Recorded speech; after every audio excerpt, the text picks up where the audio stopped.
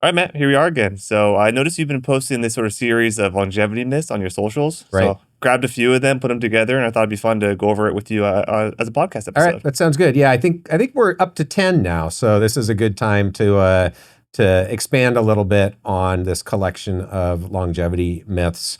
This is not meant to be like a top 10 list because these are just the first 10 that either came to mind Yeah. or because of something that came across my radar. I was like, ooh, that's a good opportunity to talk about something that is commonly misunderstood in the Okay. space. Do you think there's a lot of myths out there that this might become a reoccurring series? Absolutely. This is Never-ending? going to be an ongoing. I have no doubt that we will not run out of longevity myths to highlight. All right. So first one, myth. It is possible to measure biological age. Right. So I think this is a really important concept for people to understand because it gets misrepresented all of the time in popular media. And unfortunately, it gets misrepresented a lot in the scientific literature. So the key thing to understand here is we have no tool that allows us to directly measure biological age. And that's different from other things that we can measure, right? Like if you wanted to measure, how long is this thing, you would get a ruler or a tape measure and you could measure that. We can measure length. We can't measure biological age. Part of that's because we don't really understand fully at a cellular, molecular level what biological age is. And because we don't understand it, we can't measure it. So what people end up doing instead is using tools to estimate things that are correlated with biological age, like your chronological age. Chronological age is correlated with biological age. We know how to measure chronological age. So that's a correlation to biological age. In some ways, a chronological age is a biological age estimator. The problem is that when these things get marketed, they get talked about as biological age clocks, and people talk about them being able to measure biological age. So one specific example are these epigenetic age clocks, right? So if you go to True Diagnostics or Tally Health, or there's a bunch of people selling these epigenetic age clocks, they're not measuring biological age. What they are measuring are specific methylation changes on your DNA, on your genome. Those are epigenetic marks. Those methylation changes are correlated with either chronological age, mortality risk, your risk of dying, or some other metric of health, maybe your risk of getting cancer, right? So they're correlations to something that is correlated to biological age. They're not measuring biological age. So this is a myth. Mm-hmm. We can't measure biological age. We probably won't be able to measure biological age in the near future, but the estimates will get better. So I don't want to say these things don't have any value. It's just important to understand they aren't actually measuring biological age, and people who claim they are either don't understand the biology or they're intentionally telling you something that's not true. Is there something you'd recommend people do instead, like figure out their fitness age, VO2 max, grip strength? Yeah, so I do believe that there are tools that can estimate biological age that are more useful than epigenetic tests. So one of those is something called the lineage test, or actually lineage 2. This was developed by Jan Gruber and colleagues at National University of Singapore. We actually collaborated with Sue and Lee on a similar tool. What these do is they estimate mortality risk based on blood-based biomarkers and some other features, either survey-based features that people can answer questions, or things like, grip strength or arm circumference. So there are tools that can use, between 12 and 25 of these types of features, either blood measurements, physiological measurements, or survey answers, and give you as good or better a prediction of mortality risk, your risk of dying, than the epigenetic age clocks. The nice thing about those tools is they are actionable, at least many of them. If you know that your hemoglobin A1C is driving your increased mortality risk through this biological age estimator, you can do something about it and reduce your mortality risk. So I like those kinds of tools better. And I'm a big fan of functional measures like grip strength, like VO2 max. Again, because we know they're important, we know that if you improve them, your health is going to go in the right direction. That's not true for the epigenetic age estimators. Is Lineage 2 open to the public yet, or is it still? I mean, it's been published. As far as I know, nobody has created a Lineage 2 calculator where you can just go upload your data. We're working on that. So keep your eyes on the Optispan website, but it's doable for sure. Okay. Yeah. Great. All right, next one. Myth. Supplements are a core part of improving health and longevity. Yeah, and really what I mean here is that supplements have a place, and there are a subset of supplements that I think most people should consider. Those I would largely confine to things that you can measure, identify that you're out of the optimal range, and then move yourself into the optimal range. Vitamin D, omega-3, B vitamins, things like that, where we can do a test. We know where the optimal range is, and you can supplement into the optimal range. There are other supplements that may or may not have value for certain people. Creatine I'd put in the bucket. A lot of people should consider creatine. I take creatine, pretty good evidence, but I would not say that's a core part of longevity, right? And there are very few supplements where we can say in a blanket statement across the population, most people, everybody should be taking this supplement. So that's why I say they're not a core part of improving health or longevity. And you can differentiate that from lifestyle factors that are a core part of improving health and longevity. Eating a healthy diet, exercising regularly, getting good sleep, having good human relationships, right? That's a core part of longevity. Great. Supplements aren't. You can have a fantastic longevity protocol and not take a single supplement. It's not like an essential part of it. I think that's right. That's right. Yeah. All right. Next myth. I am too old to worry about longevity. Yeah. So, I mean, there's a couple of reasons why I think this is an important myth to debunk, right? First of all, you should never let your chronological age keep you from getting yourself onto a better health span trajectory. Everybody can get onto a better health span trajectory. Of course,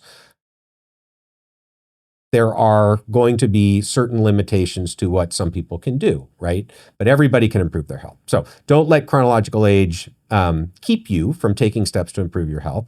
And then from a scientific perspective around the biology of aging, one of the things that I have found most compelling in the scientific literature over the last 20 years is it has become clear that many of the interventions that slow biological aging work even when started late in life. And rapamycin is a perfect example of that, but now we have others where this has been demonstrated as well. You can take old animals where they've already seen functional declines due to biological aging. You can start the treatment in those old animals, and you can actually not only delay the functional declines, but in some cases improve them. So that's very compelling that there is no sort of underlying biological principle that says it's too late. Yeah. And so again, I think it's important for people to appreciate that as well. Yeah, it reminds me of the Liftmore study. The ladies who started working out in their 70s. That's right. Yeah, progress. Absolutely. And again, it shouldn't be surprising to people. In fact, it seems almost common sense that you can improve your health at any age, right? Yeah. I think what is a useful additional connection is to say you can improve your health by modulating the biology of aging, apparently at any age. I see. Great. All right, next myth. The FDA won't approve a drug that slows aging because aging isn't recognized as a disease. Right. Yeah, and I mean this is probably for the general public. It's not a myth that they're going to resonate with, but within the sort of geroscience longevity space, the people who are thinking about drug development to target aging, there is this misperception that the reason nobody has gotten an FDA approval to slow aging is because aging isn't recognized as a disease. That's just complete myth. It has nothing to do with the way FDA operates. What FDA is interested in is whether you can show that your drug, your intervention improves quality or quantity of life for a subset of people, and that it meets safety standards, and that any risks in terms of safety are more than counterbalanced by the benefit that the people taking the drug are going to get. That's what FDA cares about. Doesn't care about if aging is a disease. The, I think, important point here is that if you have a drug that targets the biology of aging, slows biological aging, or even reverses functional declines, you have a whole host of endpoints that you could use in clinical trials that FDA would approve a drug for if you can show safety and efficacy. So I think too many people have spent too much time worrying about, is aging a disease? Yeah. Because they think that somehow if it gets recognized as a disease, that's going to make it easier to get drugs approved by FDA. It won't. You still have to be able to measure it. You still have to have an endpoint that you can quantify to show that you can improve quality or quantity of life for a subset of people. So whether or not aging is classified as a disease doesn't help in terms of FDA approving a drug that slows aging. The last thing I'll say, though, is I do think there is a more interesting conversation around if aging were recognized as a disease, could you get insurance payers to reimburse for therapies that target aging? That's a different conversation, but I think that is an interesting conversation. Is that still a common conversation in your amongst your cohort of like other geroscientists of is aging disease or is it not? Is there sort of two camps? Yeah, I mean, I don't know that I would say it's common, but it certainly comes up from time to time, and it sort of surprises me that people get very worked up about this question. And my view is that's not the right question. Let's move on to something more interesting. All right, that makes sense. All right, next myth: resveratrol is a longevity molecule. Yeah, it's just a myth. It's not. I mean, I don't know what else to say other than resveratrol is the most debunked longevity molecule ever. And the data on this are clear. It shocks me how many people are uninformed or misinformed on this. The meta-analysis has been done and published, so you don't have to take my word for it, across, I don't know how many studies were included, dozens, if not more than 100 studies that have tested resveratrol for effects on lifespan. The net result is 0, meaning that among the published studies, at least as many showed negative effects as positive effects. And there is a publication bias towards positive effects. So it is almost certain that if you looked at all the studies ever done, resveratrol has a negative effect on lifespan. Okay, resveratrol is not a longevity drug. It is important to clarify that doesn't mean that resveratrol could never have health benefits in any people. That's an impossible thing to disprove. I don't know if it's true. I know there are people who take resveratrol and believe that it makes them feel better. Great. Keep taking resveratrol if you want to. Resveratrol is not a longevity drug. All right. Do you still get asked about it? All the time. Really? That's shocking to me. I hear people, I won't say the names, high-profile influencers, some of whom have medical doctor after their name, still talk about resveratrol as an activator of sirtuins and a longevity supplement. It is not. Are they selling it or just, who knows? I don't know. Okay. Yeah. Interesting. Maybe it's because I've spent so much time with you. I just feel like this is so, everyone knows this. I'm sure there are people watching right now who are surprised and maybe don't even believe me because they've have been so indoctrinated into the idea that resveratrol is good for them. Some cost fallacy. Yeah. All right, next myth. Aging research is well-funded. Yeah, it's not. And there are lots of statistics that, can support this. One that I think clarifies the sort of discrepancy in resource allocation, for me at least, is if you look at the top 10 causes of death in the United States, 9 of them have biological age as their greatest risk factor. That's just a fact. And yet, if you look at federal funding for biomedical research, and NIH is probably the best way that we can do that if you look at NIH funding, because while some biomedical research is funded through other parts of the government, DOD and other agencies, the majority goes through NIH. So if you look at NIH funding for biology of aging, it's ballpark 0.5% of the NIH budget. So you're allocating 0.5% of biomedical research funding for the thing that is the greatest risk factor for 9 of the top 10 causes of death in the United States. Aging research is not well funded. Now, other thing people will point to are, well, aren't all the billionaires funding aging research? And while there have been a couple of high-profile entries into the space, so Calico, which is a Google company probably 15 years ago now, and Altos, which was funded by Jeff Bezos and some other high net worth individuals, are the most high-profile. Those initiatives are dwarfed by just the NIH annual budget. So while I view those as positive developments, there's like a drop in the ocean compared to how underfunded aging research is, in my opinion.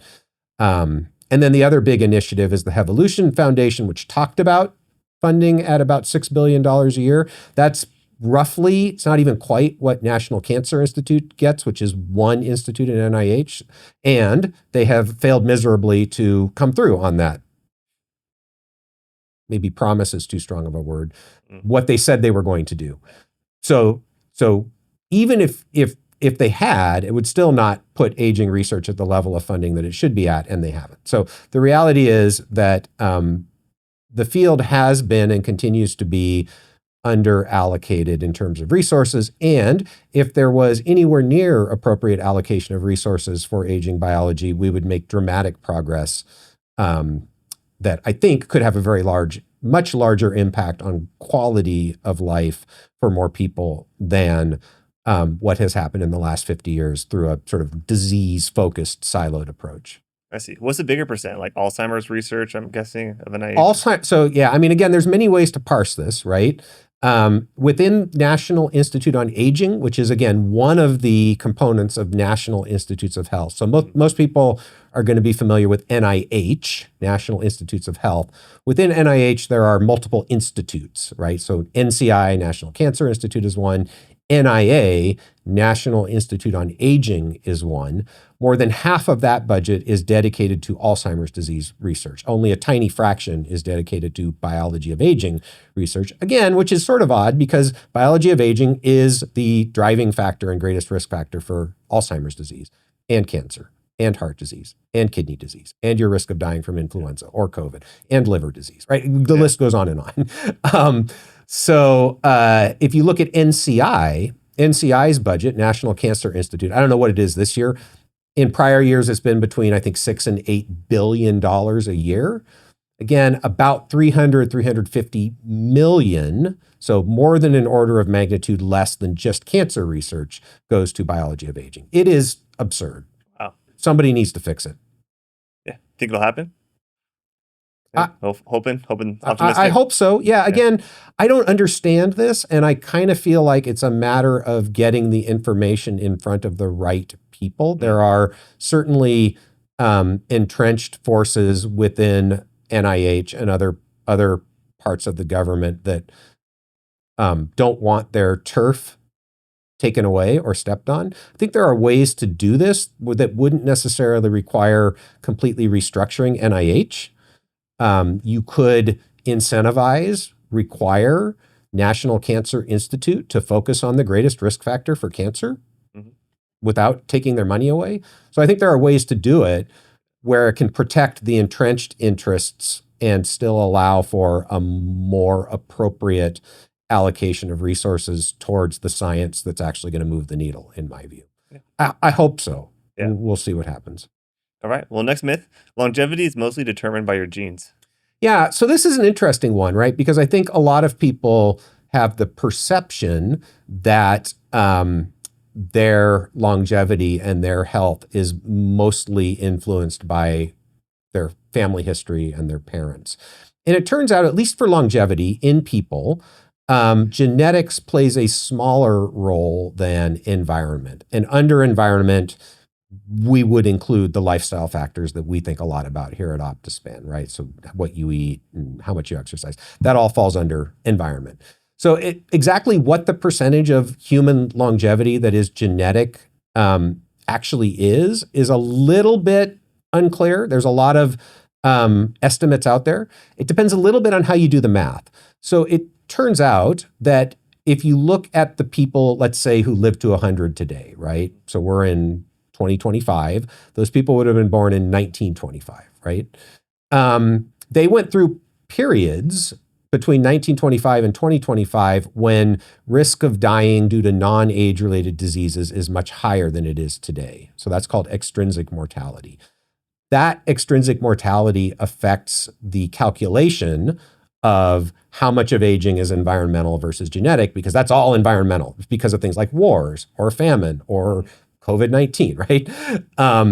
So it's a little bit hard to know exactly what the percentage is, which is why the estimates are going to range anywhere from 15% of longevity is genetic to getting close to 50%, but it's less than half. And it might be as low as, 20%. Okay, great. So that's good. You want to be a minority because you want to focus on what's Yeah, actionable. and that's not to say you shouldn't understand your genetic risk factors, because those can guide some of the steps you take to ensure that you don't develop specific conditions, some age-related diseases, and it's a good thing because it means you've got a lot of control over your health span and longevity trajectory. Yeah, I feel like when I have conversations with family or laymen about this, they usually go straight to, "Oh, my grandma lived to X amount of years," and that's where they start to go. But I always think of like, what are you doing now? Yeah, You're right. exercising, That's right. eating. So That's right. So bad genes or good genes should not influence whether or not you take steps to improve your health. yeah, absolutely. All right, next myth: caloric restriction only works because it cures cancer. Okay. So again, this one may not be of that much interest to a general public, but you hear a lot of people who want to disparage research in the field of longevity say this. And again, it's just not true. And even on the surface, it should be obvious to anyone who understands the literature that caloric restriction doesn't only quote unquote work because it cures cancer. So background, caloric restriction is really the most studied intervention for increasing lifespan in laboratory animals. Like rapamycin, it works in every animal where it's ever been tested. It's more effective in terms of magnitude of lifespan extension in mice than rapamycin is. And so because caloric restriction works really well in mice, and because most mice develop cancer, will certainly die with cancer, there is this myth that the reason caloric restriction works is because it prevents mice from getting cancer. Caloric restriction dramatically reduces the risk of cancer in mice, probably also does in people. The obvious counter to this myth is caloric restriction not only reduces cancer, but it slows aging in the brain and the heart and the liver and the kidney and every other tissue that people have looked at. Roy Walford and Rick Weindrich wrote this tome on caloric restriction, which I actually have 2 copies of this book in my office. I don't know why I have 2 copies, but I'll take one. But I love the book. It's called the Retardation of Aging and Disease by Caloric Restriction. I think that's the name of the book, where they catalog in great detail all of the different ways that caloric restriction slows biological aging in laboratory animals. So caloric restriction reduces cancer, slows aging everywhere else. It doesn't only work because it reduces cancer. It should be obvious. I don't know why people still say this, but you'll hear people say it. Okay. So if somebody says that to you, just be like, shut up. You're wrong. Yeah, I'll totally do that. Is it still the top of the most powerful interventions for slowing aging above rapamycin? In laboratory animals, yeah. Laboratory animals, If you look, it depends on how you define the top. If you look at magnitude of effect, yes. Other than some animal models where people have deleted genes throughout development. So the classic example there would be some of like the dwarf animals that you can get either by mutations in pituitary transcription factors or by mutations in the growth hormone pathway. All of these things reduce growth hormone signaling through development. The animals are small. That's why they're called dwarf mice. They can live, almost twice as long, not quite twice as long as wild type mice. Outside of those genetic models, caloric restriction is the intervention, so non-genetic intervention that has the largest effect on lifespan. And the biggest effect I've seen is about a 60% increase in median and maximum lifespan. That again was a study done by Rick Weindrich and Roy Walford back it was probably started in the 1980s and it was published in the 1990s. Okay. Yeah, interesting. All right, next myth. Rapamycin is a core part of improving health and longevity. Yeah. So I put this one in here just because people seem to be of the opinion that I'm, all about rapamycin. Much like supplements, rapamycin is not a core part of improving health and longevity. And the reality is we don't actually know that rapamycin slows aging in people, right? We can be pretty confident that it does in mice.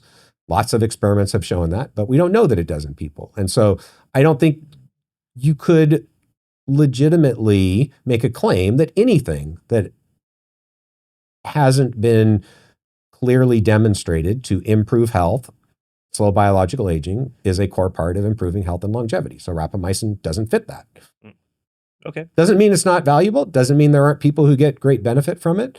But I wouldn't put it in the bucket of lifestyle factors that we no, with certainty can improve health and longevity.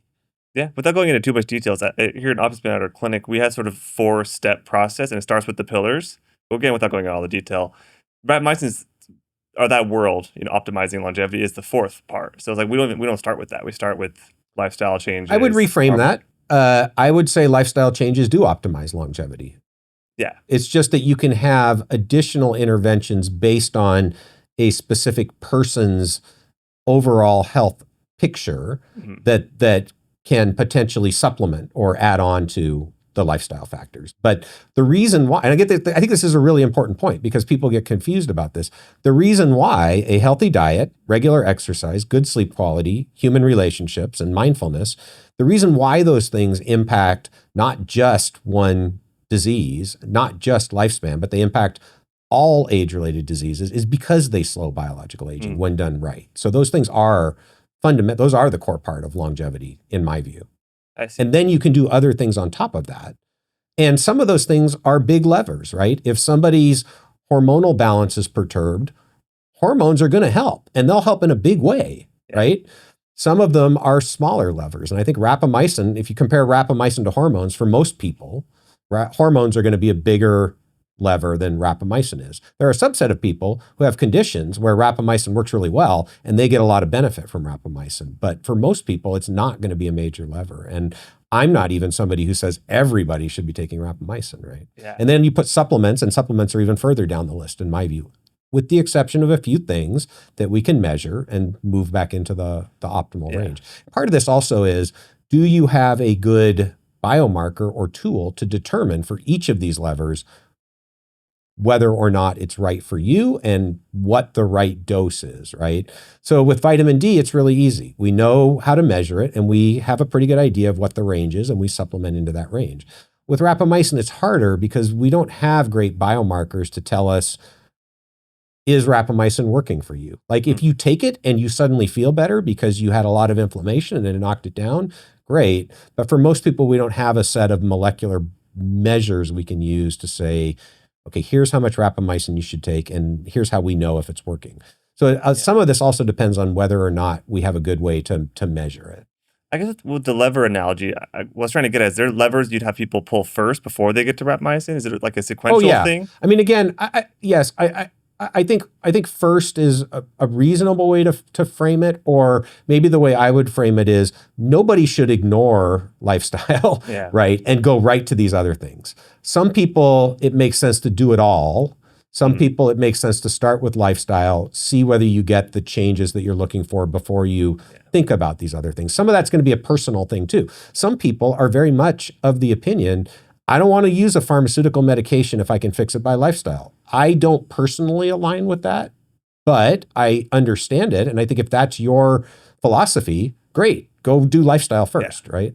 I guess in one more comparison would be like if you have someone who their A1C, their metabolic system, and their lipids are out of whack, would you want to, fix that harmonize that first before Rapa, or could you kind of do them at the same time? I think, again, it would probably be dependent on the person, but I would definitely say you want to fix those things.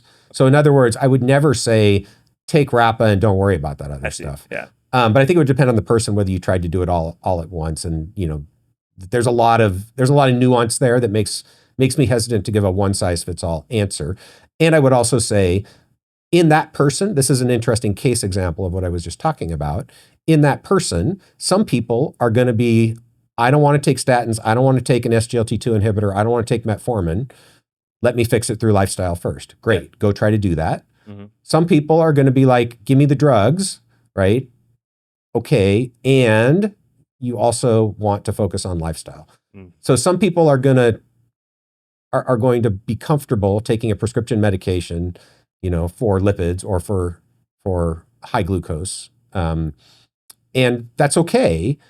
But that shouldn't necessarily, and it should, in my view, should never be at the expense of taking steps to improve your lifestyle. Okay, great. So thanks for going down the weeds with me with that. Last thing I'll say about this is this person wouldn't mind me sharing this. I won't say their name, but we both know someone who takes rapamycin and they also smoke. And I joked with this person, like, you're the only person in that Venn diagram in the middle who does both those things. Actually, that's not true. I was surprised when we did this study, this survey study of people who'd taken rapamycin off label. The numbers were low in both groups, but when we compared it to people who'd never taken rapamycin, smoking was actually higher in the rapamycin users, as was alcohol consumption. So it's a small percentage, but there are people who smoke and take rapamycin. Okay, that's actually good to know because I've always viewed it as like, I'm optimized now, let me do this to go to the next level. Yeah. Versus. Yeah. And I mean, again, who knows, right? Yeah. Who knows whether people who smoke might get more benefit from rapamycin, less benefit from rapamycin. Yeah. Hard to know. All right, next myth. Peptides are natural and safe. Yeah, so this is a new one. This is one I wouldn't say I've taken heat from. There have been some people who have been more upset with me about putting this myth out than I anticipated. There are some people who love peptides and don't understand them at all, which is unfortunate. Peptides are a class of biomolecules. All this means is that they are amino acids connected in series. They are short fragments of proteins.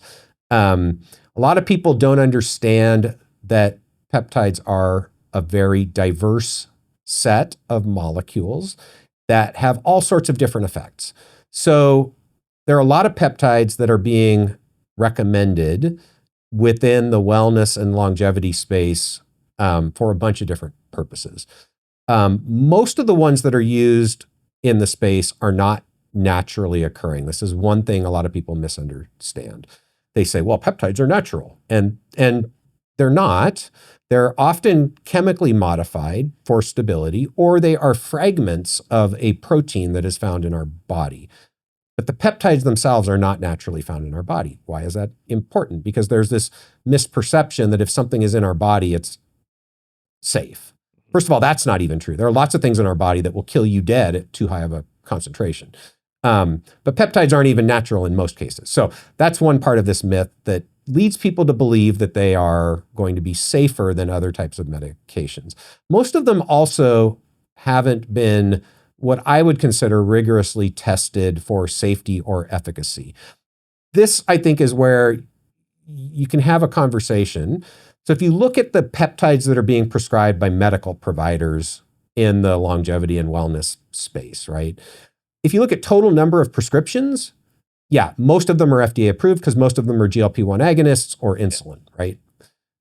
If you look at the number of peptides that are being recommended or prescribed and you just make a table, most of them have never been FDA approved. Many of them have never gone through what we would call phase 3 trials for safety or efficacy. So that's a little bit of a myth, but I think either people who misunderstand or people who are bad actors are out there propagating this idea that these things have been tested, they're safe, they're natural, they're not going to hurt you. That's not true. Everything is going to be dose dependent. It's going to depend on the context. I don't want to say all peptides that are out there, but certainly the vast majority. If you take too much of them, you're going to get side effects. You could get sick. You could get very sick. You could die. They're just like any other drug. And so I think people should think about peptides the same way they think about pharmaceutical drugs. Okay. They can have a lot of value when used properly. They can also be harmful when used improperly. Yeah. And that's not even talking about the way these things are manufactured, the lack of regulation in some places around the way they're compounded. There are impurities independent of the peptides that can also get into these mixtures that then end up being put into people's bodies. There's just a whole bunch of misinformation out there about peptides. So it's not that I don't want to say peptides are dangerous. I want to say that that there's no value. There is. Like GLP-1s are great drugs. Yeah. They work really well. Insulin's a great drug when used properly. It works really well. Some of these other peptides, BPC 157, really interesting. Lots of people say they get benefits from it. So I don't want to say there's no value there. There is. I'm very much for rigorous development and testing of peptides and appropriate use. Unfortunately, they're just misused a lot, and there's a whole shit ton of misinformation out there. It's very frustrating to hear some of the people in this space talk about all these peptides, talk about them as being completely safe. They're natural. You don't have to worry about it. That's just wrong. And people are being harmed by that misinformation that's out there. Okay. Yeah, I'd love to get your prediction because to me, this feels just a little bit of a fad. It's not GLP-1s, but we'll say like the BPC 157 type peptides. Where do you think 10 years from now peptides will be in mainstream? That's a good question. I mean, I don't think it's it might be a fad in the sense that a lot of popularity right now. Uh, um, there are definitely peptide therapies that are very promising out there. I think, as an example, some of these mitochondrial peptides, SS peptides, are a specific example. I think actually can have some very beneficial effects in the right context when used properly. So I think we will have more medications that are peptide-based molecules that will have a lot of beneficial effects. Hopefully, more of these are either tested through, FDA pipeline or maybe other ways that we can aggregate information on the way they're being used in, clinical use, so that we can start to get data around which ones work, which ones don't, which ones cause problems. Who might they work for best? What doses? How long should you take them for? Unfortunately, I feel like, and this is true even in the sort of, longevity medicine community. I don't really like that phrase, unfortunately. I feel like even within the medical community that's kind of experimenting with peptides, there's some really good stuff happening. There's some really, really bad stuff happening. I worry a little bit that whole thing is going to get stained by the bad stuff that's happening and by the irresponsible stuff that's happening. I think the Radfest example that we talked about recently on the podcast, that's just one example. That kind of stuff is happening all the time. So I don't know where we're going to end up. I hope that the utility of these drugs doesn't get derailed by some of the more sketchy stuff that's going on out there. But absolutely, these things can have value, and I would like to see more rigorous approaches being used, particularly among the medical professionals who style themselves as longevity medicine or functional medicine practitioners. So those were our first 10 longevity myths. If you guys can think of any others that you would like to see highlighted, please send them in. As always, we welcome your comments and suggestions. You can do that below or go to our podcast website, www.optispan.life/podcast. Love to see your suggestions for future longevity myths. And as always, if you're not yet a subscriber, why don't you go ahead and hit that subscribe or follow button? We would greatly appreciate it. Hopefully you have found this entertaining, educational, informational, frustrating, whatever. Let us know. And we hope to see you next time on the podcast.